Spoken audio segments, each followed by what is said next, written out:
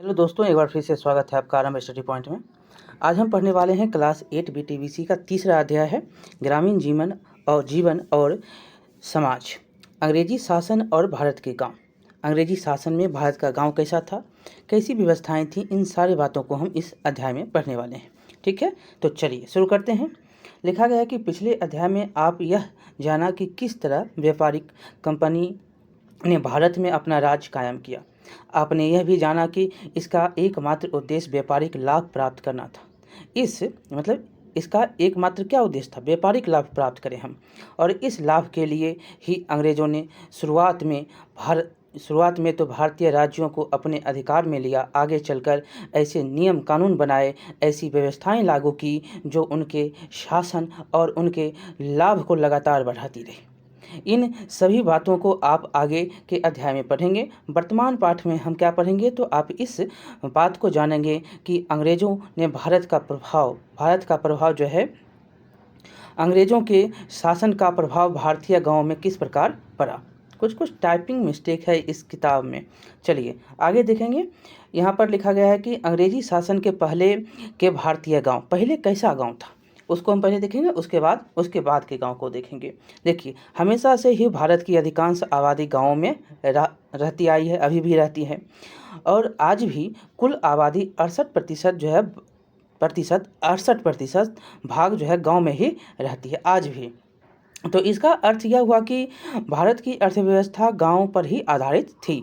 गांव के लोगों की मेहनत और श्रम से बड़े बड़े राज्यों और साम्राज्यों का निर्माण हुआ। वहां रहने वाले किसानों के कठोर श्रम से प्राप्त आय से ही यह देश आत्मनिर्भर की ओर संपन्न था। ज़्यादातर गांवों में सभी तरह के काम करने वाले लोग रहते थे जो उन गांव की ज़रूरतों को पूरा करते थे। उस समय जमींदारों का एक प्रभावशाली वर्ग भी गांव में रहता था, जिनके पास राजा द्वारा दी गई काफ़ी ज़मीन होती थी। वे ही गांवों से लगान कृषि उपज पर राजा द्वारा किसानों से लिया जाने वाला कर, लगान जिसको कहते हैं, की वसूली करते थे। इसके एवज में या फिर राज्य के अन्य कामों को देखने के एवज में इन्हें ज़मीनें मिलती थी, या अन्य कोई काम करेगा या गांव का जो है लगान वसूलेगा तो उसको ज़मीनें जो है दी जाती थी राजा की तरफ से। आगे देखेंगे कि उस समय गांव के लोग अपनी आवश्यकता की ज़्यादातर चीज़ों का उत्पादन एवं निर्माण स्वयं करते थे। यहाँ की अधिकांश आबादी का मुख्य काम कृषि था। खेती के ज़मीन उन्हें राजा से मिलती थी, इसी के बदले लगान लिया जाता था।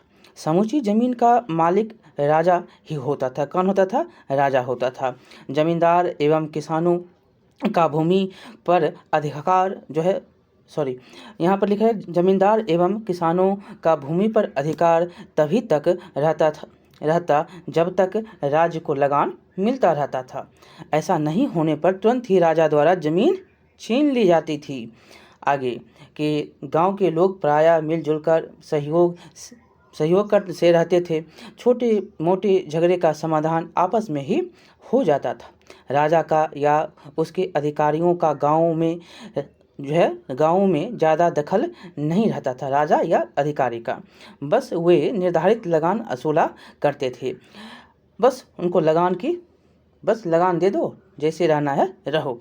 आगे है कि ज़्यादा बात है कि राज्य अपने कर्मचारियों और जमींदारों के माध्यम से किसानों का पूरा ध्यान रखता था। राज्य जो है अपने कर्मचारी और जमींदार के माध्यम से वह जानता था कि अगर इन किसानों द्वारा खेती का काम बंद कर दिया जाएगा तो उसकी आमदनी कम हो जाएगी। यहीं से उनके लिए खर्च हेतु पैसा, व्यापारियों के लिए वस्तु एवं सेना तथा अन्य कर्मचारियों के लिए भोजन आदि का प्रबंध होता था। इस तरह गांव ही किसी भी शासन की आमदनी का मुख्य स्रोत था। इसलिए अंग्रेजी सरकार ने भी सबसे पहले गांवों पर ही ध्यान दिया और उस पर अपना नियंत्रण स्थापित करने की सोची। यहाँ पर हम अब जो है ध्यान दीजिएगा, पहले कैसे थी व्यवस्थाएं और उसके बाद क्या होती है। तो अंग्रेज़ों को लगान वसूली का अधिकार मिला। पिछले अध्याय में हमने जाना कि किस तरह जो है अंग्रेज़ों को भारत के एक बड़े भूभाग, ये समृद्ध क्षेत्र जो था बंगाल, बिहार, उड़ीसा, उस समय एक था, बंगाल के नाम से जाना जाता था, से लगान वसूली का अधिकार मिल गया। फर्रुखसियर से मिला था, ये तो याद है आपको। उसके बाद जो है इसे भारत से व्यापार के लिए चीज़ें खरीदने के लिए अपने देश से धन लाने की अपनी जो है उनकी समस्याएं थी उसकी समाधान हो गई। कोई भी सामान यहाँ खरीदता था तो देश से सोना चांदी लाता था, लेकिन जब इसको व्यापार करने की छूट मिल गई, कर जो है यही अब ले रहा था, अधिकार असूल यही कर रहा था, लगान असूल यही कर रहा था, तो जो भी वो सोना चांदी लाता था वो बंद हो गया। अब देखिए, इससे भारत से व्यापार के लिए चीज़ें खरीदने के लिए अपने देश से लाने की उनकी समस्या जो धन थी, वो धन की जो लाने की समस्या थी वो समाधान यहाँ पर हो गया। लेकिन अब भारत में कई तरह के खर्च उनके सामने आ गए। इनमें सबसे प्रमुख अपने अधिकार में आए इलाकों के प्रशासन का खर्च था। दूसरे है कि उन्हें अपने साम्राज्य की वृद्धि के लिए लगातार युद्ध करना पड़ रहा था, उसका खर्च था। और इन सभी खर्चों का पूरा करने के लिए उनके पास आमदनी का एक ही स्रोत था। वह क्या था? वह था बंगाल की लगान वसूली में होने वाला मुनाफा। क्या था? बंगाल में जो लगान वसूली होगा उससे जो मुनाफा होगा वो। लगान वसूली के लिए शुरुआत में तो उन्होंने सबसे पहले चली आ रही व्यवस्था को ही बनाए रखा। इसके लिए शुरुआत में वे पहले से विद्यमान जमींदारों से ही काम लेते थे। मतलब जो आपने पढ़ा कि जमींदार होता था वो लगान वसूल कर राजा को देता था, ये पहले वाले था। तो ये पहले वाले ही जो है बात को ये यहाँ पर रखा, लेकिन ऐसा ज़्यादा दिनों तक नहीं चला। ज़्यादा से ज़्यादा लाभ प्राप्त करने की इच्छुक अंग्रेजी सरकार वर्तमान व्यवस्था से प्राप्त होने वाले आय से संतुष्ट नहीं था। इसके लिए आगे चलकर उन्होंने लगान वसूली के अधिकार की नीलामी शुरू कर दी। जो है अब क्या करेगा? जो लगान वसूलेगा, ये जो उस क्षेत्र का जो लगान वसूलेगा, अब जो है नीलामी होने लगा।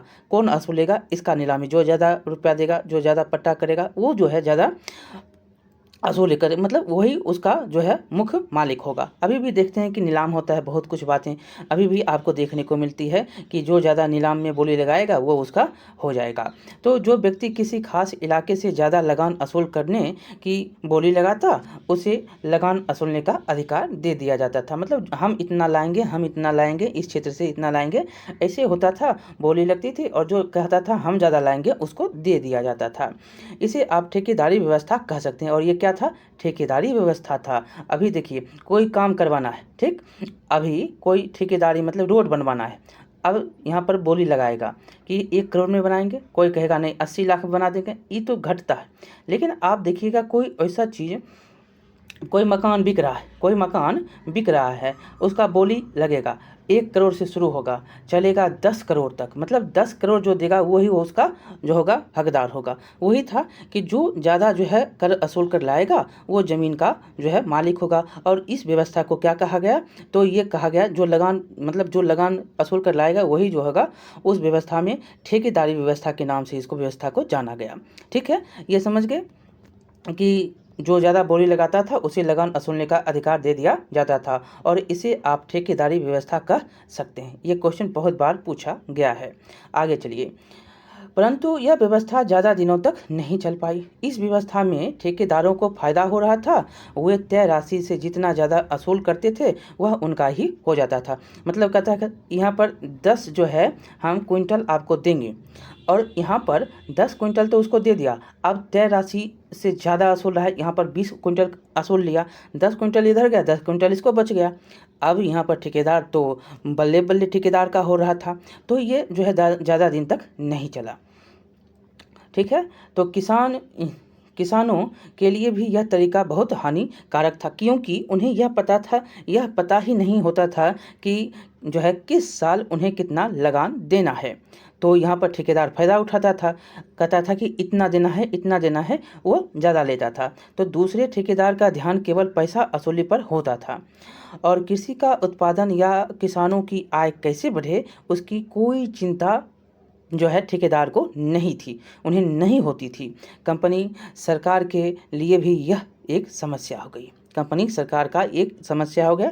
ध्यान भी तो दीजिए, कृषि उत्पादन में आप जब तक सिंचाई नहीं होगा, बुआई अच्छा से नहीं होगा, बीज अच्छा नहीं होगा, तो क्या आप उपज कितना कर सकते हैं? तो उपज जो है कम होता था, लेकिन यहाँ पर पैसा ऐंठने का काम जो है ठेकेदार का था। इससे उत्पादन और किसान दोनों जो है चिंतित हो गए। चलिए, उत्पादन कम हुई, किसान चिंतित हो गए, आय कैसे बढ़े, ये सब चिंता जो है ठेकेदार को नहीं था। तो कंपनी जो है इसका एक समस्या, मतलब कंपनी के सामने एक समस्या यह उभर कर आई। उन्हें व्यापार के लिए एक निश्चित धनराशि निश्चित समय पर चाहिए थे। क्या हुआ, तो एक जो है राशि निश्चित समय पर उसको चाहिए था, मगर इस व्यवस्था से उन्हें यह पता नहीं चल पाता था कि अगले वर्ष उन्हें कितनी आमदनी होने वाली है। जैसे अभी बजट निकालते हैं ना कि अगले वित्त वर्ष में हम जो है ये सब काम करेंगे, पिछले वर्ष ये सब हुआ, ये जो है इसको चाहिए था कि हमको अगले वर्ष क्या होगा नहीं होगा इसका पता हमको लगना चाहिए। तो ये बेचारा सोच रहा क्या करें, तो उन्होंने कुछ वर्षों तक इस ठेकेदारी व्यवस्था है उसको चलाया, लेकिन वे एक ऐसी व्यवस्था चाहते थे जिससे उन्हें ज़्यादा से ज़्यादा एवं नियमित धन लगान के रूप में जो है उसको प्राप्त हो सके, नियमित धन मिले। जो है जैसे आप जीएसटी करते हैं ना, टैक्स जमा करते हैं, नियमित देते हैं, किसी को टैक्स दे रहे हैं, नियमित आप कहीं पर रह रहे हैं, भाड़ा लेकर रह रहे हैं, या जो है आप कोई फैक्ट्री खोले हुए हैं और उस ज़मीन का आप जो है कर मतलब जो है वो लीज पर लिए हुए हैं, तो नियमित उसको भाड़ा देते हैं। तो ये नियमित चाहता था कि हमको जो है वो नियमित लगान आयकर जो है हमको नियमित मिल जाए। जैसे आप जीएसटी देते हैं, इनकम टैक्स देते हैं, महीना आपको भरना पड़ता है।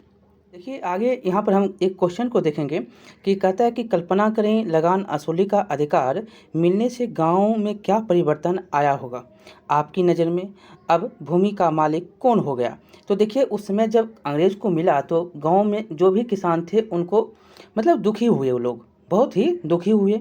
और साथ ही साथ अभी अगर आप देखते हैं तो अभी वो क्या था, पहले क्या था, तो पहले राजा के हाथों में होता था, ज़मींदार पहले उसके जो है पहले ज़मींदार मतलब उसको दिया जाता था, लेकिन राजा कुछ हुआ ऐसा वैसा तो राजा उससे ज़मीन ले लेता था।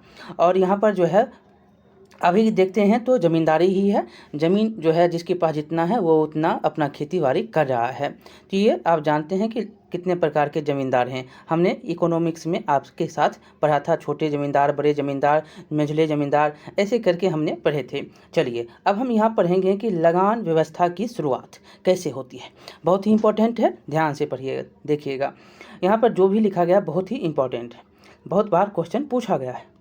देखिए कई तरह के प्रयासों के बाद आखिर में सन 1789 के आसपास कंपनी सरकार ने जमींदारों के साथ एक करार किया। किसके साथ, जमींदार के साथ। कब किया, 1789 में किया, जिसके अंतर्गत उनके द्वारा कंपनी को दिया जाने वाला लगान 10 वर्षों के लिए तय कर दिया गया। कितने वर्ष, 10 वर्षों तक वो जो है तय कर दिया गया कि ज़मींदार जो है 10 वर्ष तक लगान देगा, इतना तय कर दिया गया, इतना देगा और इससे ज़्यादा जो है हम नहीं लेंगे, ये सब जो है हुआ।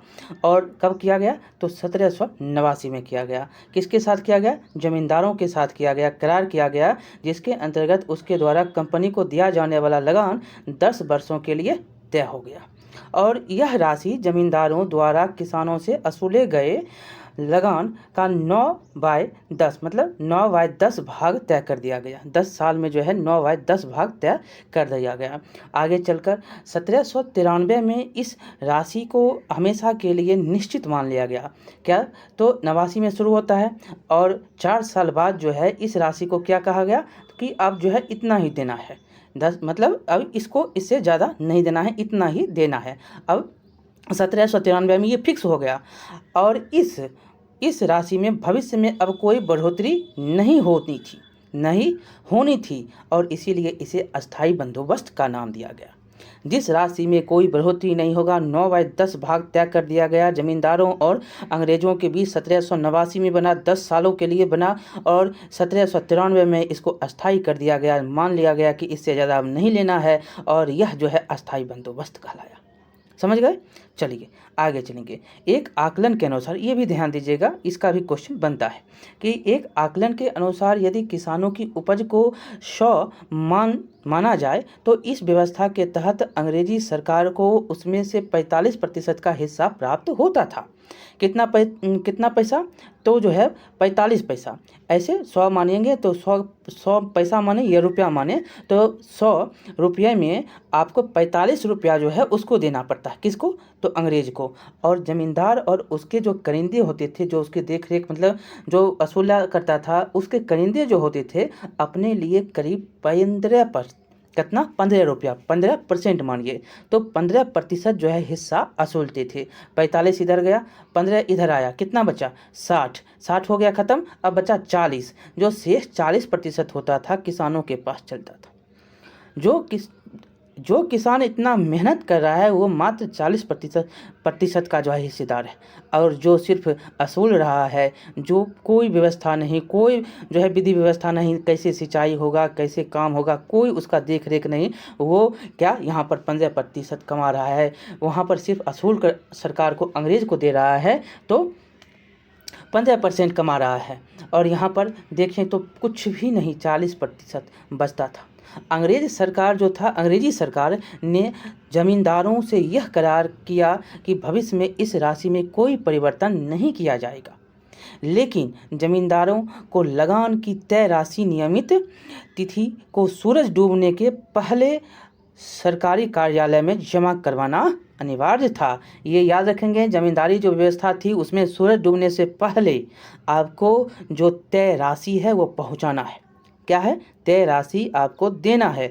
अगर ऐसा नहीं करेंगे तो क्या होगा, उनकी ज़मींदारी नीलाम कर दी जाती थी। फिर जो है नीलाम होता था, फिर क्या होता था, नीलाम कर दिया जाता था कि अगर शाम सूरज ढलते वक्त तक जो है आप वो राशि जमा नहीं करवाएंगे तो आपकी ज़मींदारी गई, आपकी ज़मींदारी अब जो है अब कर आप नहीं वसूल सकते हैं, आपकी ज़मींदारी गई और उसकी जो है ज़मींदारी नीलाम कर दी जाती थी। सरकार को इस बात का कोई परवाह नहीं था कि अकाल या बाढ़ के कारण फसल नष्ट हो गई है या पैदावार कम हुई है। तय कर दिया गया कि 100 में 45 हमको पहुंचना चाहिए तो पहुंचना चाहिए, और इसमें कोई उसका कब अकाल पड़े, कब बाढ़ आ जाए, कब सूखा पड़ जाए, क्या हो जाए, उससे कोई मतलब नहीं सरकार को। मतलब ये इंग्लिश सरकार को कोई जो है जवाबदेही नहीं था। ज़मींदारों को हर हाल में तय राशि जो है नियत तिथि में जमा जो है कराना ही था।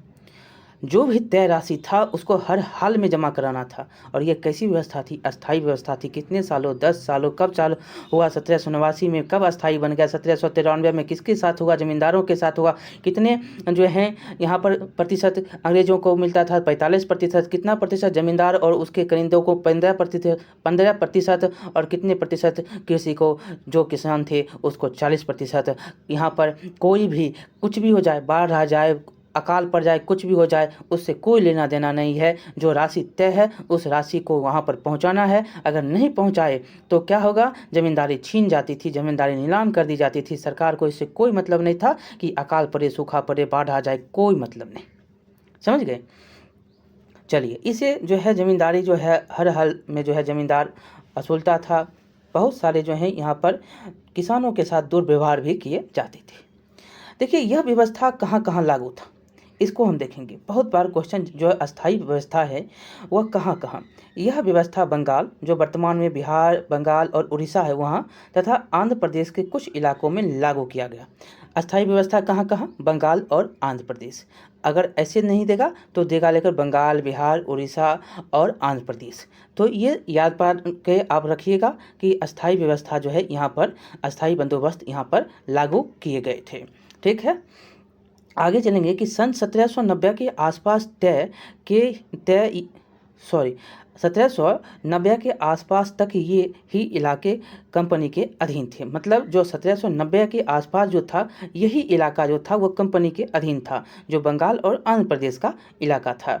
और इस व्यवस्था को लागू होने से भारतीय ग्रामीण समाज में एक नई बात सामने आई। जमींदार, जो अब तक अपने इलाके में केवल लगान वसूल करने का अधिकारी होते थे, अब जमीन के मालिक बना दिए गए। पहले क्या करता था? असूलता था कर, अब वही जो है ज़मीन का मालिक बन गया। यह कंपनी सरकार के अधिकारियों की बहुत सोची समझी नीति थी।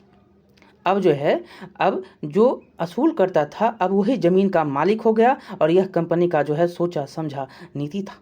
इसके बाद अगर कोई ज़मींदार नियत तिथि तक पूरी राशि का इंतजाम नहीं कर पाता था तो उसके पास यह विकल्प होता था कि वह अपनी ज़मींदारी का कुछ हिस्सा गिरवी रखकर कर्ज ले और भुगतान कर दे।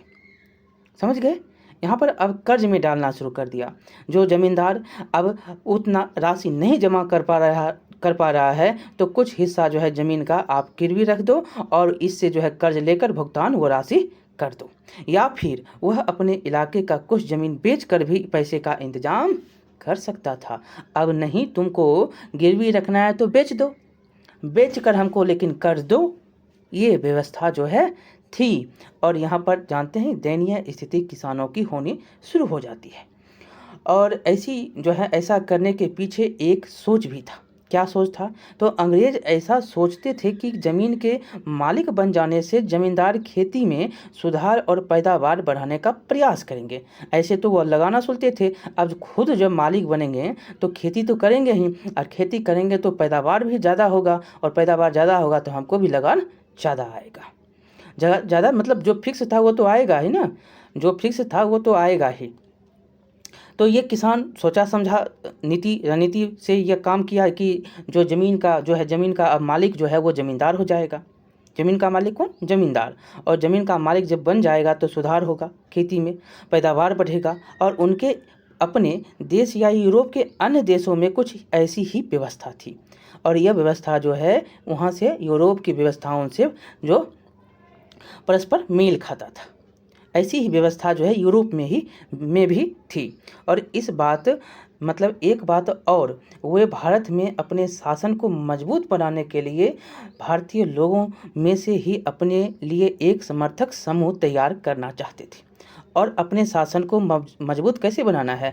आप जब तक अपने घर को नहीं मजबूत बनाइएगा तो शासन घर कैसे मजबूत होगा? अपने परिवार को नहीं मजबूत बनाइएगा तो आपका जो है समाज कैसे मजबूत होगा? तो यही है कि अपने जो है वो शासन को मजबूत करने के लिए तो भारतीय लोगों को क्या समर्थन चाहता था, समर्थन समूह तैयार करना चाहता था। ठीक। और ऐसा समूह जो अपना अस्तित्व अंग्रेज़ों के यहाँ बने रहने में देखता हो, मतलब एक ऐसा समूह हो जो कहेगा कि नहीं अंग्रेज रहेगा तभी हमारा विकास होगा, ऐसा समूह खोज रहा था।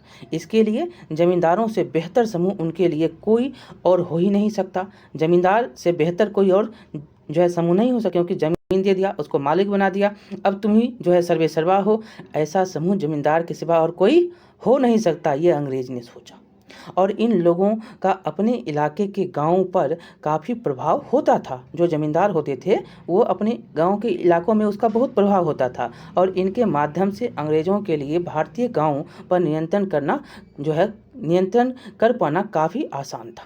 आगे चलकर अंग्रेजी सरकार की यह नीति काफ़ी सफल सिद्ध हुई, और यही सफल जो है सिद्ध होती है नीति।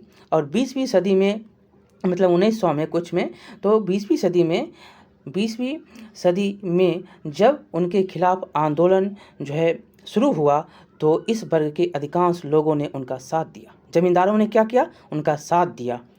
आपको पता है इधर आंदोलन जो संथाल परगना ये सब हो रहा था, तो ज़मींदार जो है किसका साथ दे रहा था? तो अंग्रेज़ का साथ दे रहा था। आपको याद होगा कि सेठ अमीचंद और भी बहुत जो लोग थे उस समय, मतलब कि सेठ जो था, जो इस समय कब जो पलासी का युद्ध हुआ उसमें भी तो देखिए सेठ का साथ ले लिया, छल परपंच करके तो सेठ का साथ ले लिया ना। तो यही है कि वो ऐसा सोचकर नीति बनाकर जो है आगे बढ़ रहा था। तो यहाँ पर जो है जब ये आंदोलन शुरू होते हैं तो किसान लोग जो है, जो ज़मींदार था वो उसका साथ देता है अंग्रेज़ का। मगर इस व्यवस्था की सबसे बड़ी खामी यह थी कि सरकार ने ज़मींदारों से उन्हें दी गई ज़मीन के बदले कितनी लगान ली जानी थी यह तो तय कर दिया था, लेकिन किसानों से ज़मींदार कितना वसूलेंगे यह तय नहीं किया था। अब तो यहाँ पर बचा कौन? तो बच गया बेचारा किसान। अब किसान से कितना वसूलेगा ये ज़मींदार को नहीं फिक्स किया गया था।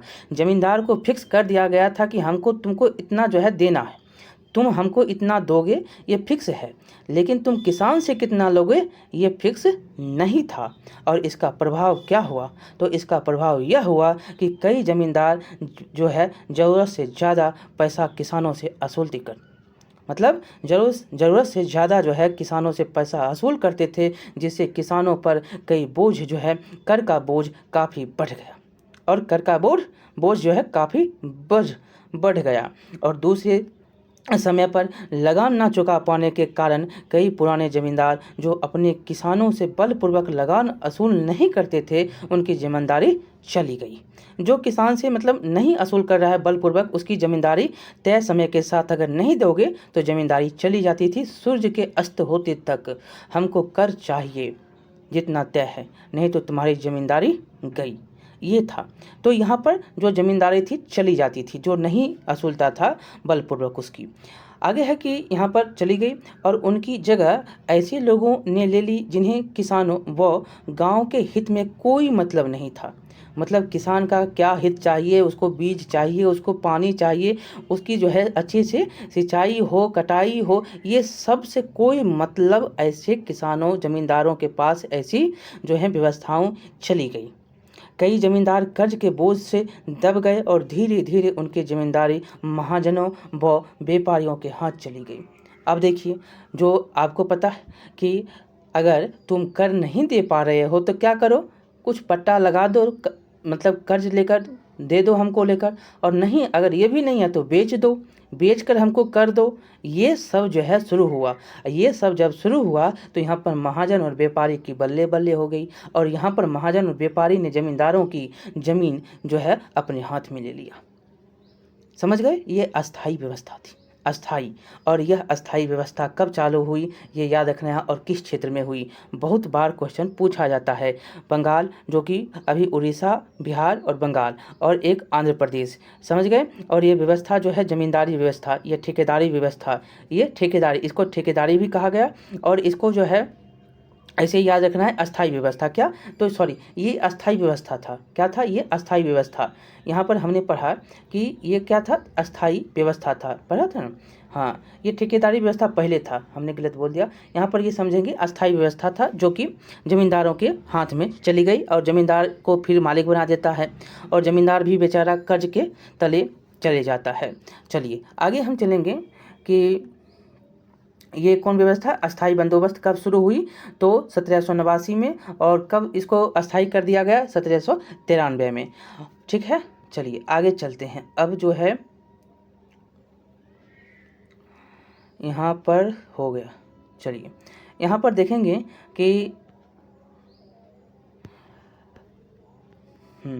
तो इस क्षेत्र से चलेंगे अब कि इस पॉइंट में कि इस व्यवस्था के लागू होने से कंपनी सरकार की समस्या थोड़ी दिनों के लिए समाप्त हो गई। थोड़ा दिन समाप्त हुआ, लेकिन 1815-20 तक उनके अधीन कई और इलाके आ गए। पहले तो यह 1790 तक तो यही इलाका था, लेकिन अब जो है 1815 और 20 के बीच में कई इलाका जो वो अब जीत लेता है। तो कई इलाका आ गया और वहाँ के लिए भी कोई लगान व्यवस्था तय करनी थी। तो अस्थाई व्यवस्था के लागू होने के समय से कंपनी के अधिकारियों में दो मत था। अस्थाई व्यवस्था तो लागू हो गया 1789 में, लेकिन इसमें कंपनी के जो अधिकारी थे उसके दो मत थे। एक मत तो इसके पक्ष में था, जबकि दूसरे मत जो था वो लोगों को यह लगता था कि इससे कंपनी सरकार को नुकसान हो रहा है। मतलब इससे जो है कंपनी सरकार को नुकसान हो रहा है। वो चाहते थे कि सरकार को कुछ वर्षों बाद लगान राशि को बढ़ाने का अधिकार अपने पास रखना चाहिए। जो अस्थाई कर दिया, अब उसको कुछ जो है संशोधन करना चाह रहा था। एक तो कह रहा था ठीक है, लेकिन दूसरा कह रहा था नहीं। दूसरा कह रहा था कि कुछ संशोधन करो, कुछ जो है अधिकार अपने में रखो, कुछ लगान बढ़ाओ, समय के बढ़ते बढ़ते यहाँ पर करना है तुमको। उनका मानना था कि सरकार का खर्च लगातार बढ़ता जाएगा और इससे पूरा करने का कोई और रास्ता नहीं है। दूसरी ओर अधिकारियों को यह भी समझ में आने लगा था कि इस व्यवस्था में सबसे ज़्यादा फायदा ज़मींदारों को हो रहा था। क्यों हो रहा था? क्योंकि एक तो फिक्स कर दिया कि ज़मींदार से हम इतना लेंगे। अब ज़मींदार कितना लेगा किसान से ये फिक्स नहीं था, तो ज़मींदार को यहाँ पर फ़ायदा हो रहा था। उन्हें बगैर कुछ किए ही अच्छा धन मिल रहा था। तो उनके विचार से क्यों नहीं सीधा किसानों से ही संपर्क किया जाए। अब ज़मींदार को हटाएगा और कहेगा नहीं, अब किसान से डायरेक्ट हम कर लेंगे। किससे लेंगे? किसान से, ना कि अब ज़मींदार। मतलब एक बिचौलिया जो होता है, बीच वाला, वो बिचौलिया का जो है किरदार कौन निभा रहा है? ज़मींदार। और अब चाह रहा है कि कुछ अधिकारी सोच रहा है कि इसको हम अब हटाएं। सबसे ज़्यादा कौन कमाता है? बीच वाला, ज़मींदार जो है वो बीच वाला था। तो किससे? तो अंग्रेज और किसान के बीच में कौन? तो ज़मींदार बिचौलिया का काम कर रहा था। मतलब कर जो है असूल के इसको दे रहा था, बस फिक्स जो है कर दे रहा था। लेकिन कितना कर किसान से लेगा ये फिक्स नहीं था, और इससे किसान की दयनीय स्थिति तो होनी लाजमी थी, हो भी रही थी। आगे है कि किए गए जो है अच्छा धन मिल रहा था, तो उनके विचार से क्यों नहीं सीधा जो है किसानों से संपर्क किया जाए। और इस विचारधारा के पीछे एक अंग्रेज अर्थशास्त्री रिकार्डो की सोच का बड़ा हाथ था। कौन था अर्थशास्त्री? रिकार्डो। ये बहुत बार क्वेश्चन पूछे गए हैं। अब जब कुछ नए इलाके में लगान व्यवस्था तय करने का समय आया, तो दूसरे मत वाले लोगों की जीत हुई। क्या दूसरा मत था? तो यही कि कर व्यवस्था जो है बढ़ानी चाहिए, समय के साथ बदलाव करना चाहिए। ये जो है व्यवस्था वाले जो लोग थे उसकी जीत होती है। अब जो है ज़मींदारी व्यवस्था को चाहता था वो क्या? डायरेक्ट हम किसान से लें, ज़मीन जो बिचौलिया का काम है उसको हटाओ, ज़मींदारी को हटाओ, अब डायरेक्ट किससे लो? किसान से संपर्क करो। ये जो है रिकॉर्डो का जो है कहना था। ये अर्थशास्त्री था, अंग्रेज अर्थशास्त्री, और इसी का जो है मत माना गया। आगे है कि यहाँ से क्वेश्चन बहुत बार पूछा गया है। एक एक बात जो है आप ध्यान से सुनिएगा, क्वेश्चन जो है यहाँ से बहुत बार पूछे गए हैं, ठीक है। देखिए यहाँ पर कि रिकॉर्डो के अनुसार उनकी पुस्तक का नाम क्या है? तो प्रिंसिपल्स ऑफ पॉलिटिकल इकोनॉमी। बहुत बार क्वेश्चन ये पूछा गया है, याद रखें। क्या यहाँ पर याद आपको रखना है? जो 1821 में प्रकाशित होता है, यह जो है प्रिंसिपल्स ऑफ पॉलिटिकल इकोनॉमी, ये कब प्रकाशित होता है? तो 1821 में। किसका है? तो रिकॉर्डो का है। आगे है कि जमींदार खुद उत्पादन के लिए कुछ नहीं करता है। क्या है? जमींदार उत्पादन के, आपको हमने तो बता दिया कि ये बैठे हुए खाता है। तो जमींदार जो है कुछ जो है खुद उत्पादन के लिए कुछ नहीं करता है। मजदूर अपना श्रम लगाता है, पूंजीपति अपनी पूंजी लगाता है, उद्यमी जो है उद्यमी उद्योग संगठन में सक्रिय होता है। ये समझ गए? जो ज़मींदार है वो खुद उत्पादन के लिए कुछ नहीं करता, जो मजदूर है श्रम करता है, मेहनत करता है, और पूंजीपति पूंजी लगाता है, और उद्यमी उद्योग संगठन में सक्रिय होता है। जमींदार जमीन के लिए जो किराया पाते हैं वह सीमित मात्रा में उपलब्ध जमीन पर उनके एकाधिकार की वजह से उन्हें मिलता है। क्या है? सीमित मात्रा में जो जमीन पर उनका एकाधिकार है उसका वो किराया। उनके विचार में उत्पादन में भूस्वामियों का कोई सकारात्मक योगदान नहीं होता, इसीलिए शासन को उनकी आय पर कर लगाना चाहिए। अब जितना आय है उस आधार पर कर लगाओ। उचित तो यह होता कि जमीन पर उनके मालिकाना अधिकार को समाप्त कर शासन सारी जमीन को अपने हाथ में ले ले और उससे उद्यमी लोगों को उपलब्ध कराए। क्या हो? यहाँ पर शासन जो कर रहा है अंग्रेज, वो क्या करेगा? अब मालिकाना अधिकार जो है ज़मींदार का है, ज़मीन का है, उसको समाप्त करो और अपने हाथ में लो ज़मीन को, और जो उद्यमी लोगों को दो, उद्यमी जो लोग हैं उसको दो। जो अब क्या करेगा ये? तो इसके बारे में हम अब जानेंगे। देखिए यहाँ पर देखिएगा कि गतिविधि है, हम देखेंगे इसको कि रिकॉर्डों के मत के अनुरूप बड़े एवं संपन्न किसानों की आय पर वर्तमान समय में कर लगाना क्या उचित होगा? सोचिए, एकदम सही बात है। कर लगाना जो संपन्न किसान हैं, जिनका आय जो है उनके जो वर्तमान जो समय में आपको देखने को मिलेगा, जिसके पास 100 बीघा ज़मीन है, मतलब 100 एकड़ ज़मीन है, तो वो तो कर देते ही हैं। यहाँ पर आपको पता है ना कि प्रधानमंत्री किसान सम्मान योजना में वैसे किसानों को जो है 2000 का किस्त 6,000 दिया जा रहा है। वो क्या हैं? छोटे किसान हैं, उनको ये किसान को दिया जाए। जो बड़े किसान हैं उनको तो ये नहीं दिया जा रहा है। क्यों? क्योंकि उनका जो है ये 100 एकड़ ज़मीन में खेती करते हैं और अन्य प्रकार के जो है फसल उगाते हैं, और देश विदेश जो है अपना माल भेजते भी हैं। तो ये किसान को वैसा टैक्स लेना चाहिए, मतलब कर लेना चाहिए, और ये उचित है। ठीक है, चलिए अब हम पढ़ेंगे रैयत वाली व्यवस्था। रैयत वाली व्यवस्था, बहुत बार हमने अस्थायी व्यवस्था को पढ़ा और उसकी जो है क्या क्या बातें थी उसको जाना। अब हम रैयत वाली व्यवस्था को जानेंगे। बहुत बार जो है क्वेश्चन यहाँ से पूछा गया है। शुरू करते हैं। लिखा गया है कि एक नई व्यवस्था दक्षिण और पश्चिम भारत में रैयतवाड़ी व्यवस्था के नाम से शुरू की गई। कहाँ? तो ये दक्षिण का भाग है, दक्षिण और पश्चिम के क्षेत्रों में। इसमें किसानों के जो है सीधा करार किया गया। इससे क्या किया गया? किसानों के साथ सीधा करार किया गया। अब कोई बिचौलिया जो है ज़मींदार नहीं आएगा यहाँ पर। अब शायद डायरेक्ट किसान आए। जो है रैयतवाड़ी व्यवस्था में याद रखना है कि डायरेक्ट किसान से करार किया गया। और जो अस्थाई व्यवस्था है उसमें याद रखना है जमींदार। बार बार क्वेश्चन यहाँ से पूछा जाता है। ठीक है। इन इलाकों में परंपरागत रूप से जमींदार नहीं होते थे, इसीलिए कंपनी सरकार ने किसी नए व्यक्ति को जमींदार बनाकर स्थापित करने की जगह सीधा किसानों से ही संबंध स्थापित किया। यहाँ पर कोई जमींदार नहीं, डायरेक्ट किसान। समझ गए? रैयतवाड़ी व्यवस्था कहाँ पर लागू होती है? तो दक्षिण और पश्चिम भारत में। दक्षिण और पश्चिम भारत में। और इस व्यवस्था में लगान उपज के आधार पर तय हुआ। जितना उपज होगा उसमें जो है लगान अब आपको देना होगा।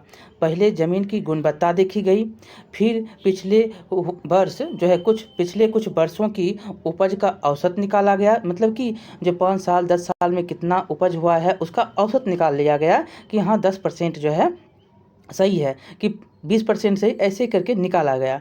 और उसमें किसानों की खेती पर होने वाले खर्च को काट कर, जो खर्चा होता है किसान को उपज में जो लगाता है, जोती बाड़ी जो करता है, कटाई करता है, जो है सिंचाई होता है, ये सारे जो है खर्च काट कर जो बचता था उसका 50% लगान के रूप में तय कर दिया गया। समझ गए कैसे? अगर हमको 100 रुपया, ऐसे समझिए 100 रुपया जो है हमको औसत में ये निकालना है, तो 100 रुपया हम टोटल लगाते हैं। और खर्चा मेरा जो है खेती बाड़ी में हो रहा है कितना? 50%। 50 रुपया मेरा खेती बाड़ी में खर्चा हो रहा है। अब जो है 50% बचा। 50% में जो है हमको किसको देना है? 50% देना है किसको? अंग्रेज को, जो अंग्रेज सरकार है उसको। तो यहाँ पर वही है कि उसमें किसानों की खेती पर होने वाले खर्च को काट कर जो बचता था उसका 50% लगान के रूप में तय कर दिया गया। मगर इसे अस्थाई नहीं बनाया गया। लेकिन इसको अस्थाई नहीं, ये अस्थाई नहीं होगा। प्रत्येक 30 वर्ष बाद लगान की राशि में बदलाव किया जाना तय किया गया। अब 30 साल बाद जो है अभी 50% ले रहे हैं उपज का, जो काट छाट के बच्चा है जो तुम्हारा, उससे हम 50% ले रहे हैं। अब ये 30 साल बाद जो है हम देखेंगे कि कैसी व्यवस्था है, उस हिसाब से तय करेंगे। यह अस्थाई नहीं किया गया। और इस व्यवस्था में किसानों को जमीन का मालिक माना गया। समझ गए? इस व्यवस्था में किसान जो है जमीन का मालिक बनता है। ये कौन सा व्यवस्था है? तो रैयत। अभी भी कहते हैं तुम्हारे पास कितना ज़मीन है, रैयत कितना है, अभी भी लिखाता है। अब जब रसीद देखिएगा तो उसमें रैयत लिखाता है। तो ये व्यवस्था जो है, कौन सी व्यवस्था? रैयतवाड़ी। और कौन आया प्रमुख धार में? तो किसान। कितना प्रतिशत लेगा उसका कर का? तो उपज का जो काट छाँट के औसत के हिसाब से मापा गया, तय कर दिया गया। जो ज़मीन में जो भी उपज का होता था काट छाट देता था। और मतलब कि ऐसा समझिए कि खर्च जो भी होता था उसको काट के, और उसका 50% किससे लेगा? डायरेक्ट किसान। यहाँ पर कोई बिचौलिया नहीं, मतलब कोई ज़मींदारी यहाँ पर नहीं, ये डायरेक्ट किसान से संपर्क किया और ये रैयतवाड़ी व्यवस्था कहलाया। और यह व्यवस्था कहाँ लागू हुआ? तो दक्षिण पश्चिम के भागों में लागू हुआ। बहुत बार क्वेश्चन जो है पूछा गया क्वेश्चन है। और दक्षिण पश्चिम भागों में आपको यहाँ पर हम कुछ बातें और बता दें, तब हम आगे बढ़ेंगे, ताकि आपको क्या होगी? सुविधा होगी। ठीक है। देखिए यहाँ पर कुछ और बातें आपको याद रखनी है कि यह जो व्यवस्था जो है ये कब चालू होता है, रैयतवाड़ी। तो रैयतवाड़ी जो है सबसे पहले मद्रास प्रेसिडेंसी में शुरू होता है 1792 में। कब? तो 1792 में। और कहाँ पर होता है? तो बारामहल जिले में सर्वप्रथम लागू किया गया। और जो है कुछ सालों के बाद यहाँ का जो गवर्नर बनता है कौन? Thomas Munro. 1819 से 1826 के बीच मद्रास का गवर्नर गवर्नर बनता है कौन? Thomas Munro. और इसने क्या किया, तो रैयतवाड़ी व्यवस्था की जो प्रारंभिक प्रयोग होती है उसके बाद मुनरो ने 1820 में संपूर्ण मद्रास पर यह लागू कर दिया। संपूर्ण मद्रास में कब लागू हुआ? 1820 में। ये बहुत बार क्वेश्चन जो है पूछा गया है। और यहाँ पर जो है 1820 के समय में कौन था गवर्नर? तो थॉमस मुनरो था। और यह जो है कहाँ पर लागू हुआ था? दक्षिण पश्चिम के क्षेत्रों में। तो किस जगह पर बोलेगा तब? तो 12 महल में। और कब शुरू कर दिया पूरा मद्रास में? तो 1820 में। ये सारे बात आप याद रखेंगे। सीधा कर किससे लेंगे? किसान से लेंगे। चलिए अब जो हम चलेंगे महालवाड़ी व्यवस्था पर। महालवाड़ी व्यवस्था। तो महालवाड़ी व्यवस्था क्या है?